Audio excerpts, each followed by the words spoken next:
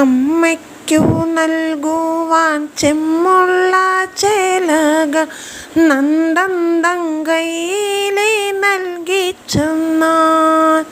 നൽചേല നാലുമെന്നമ്മതങ്കയിലെ ഇച്ഛയിൽ നൽകണമിന്നു തന്നെ.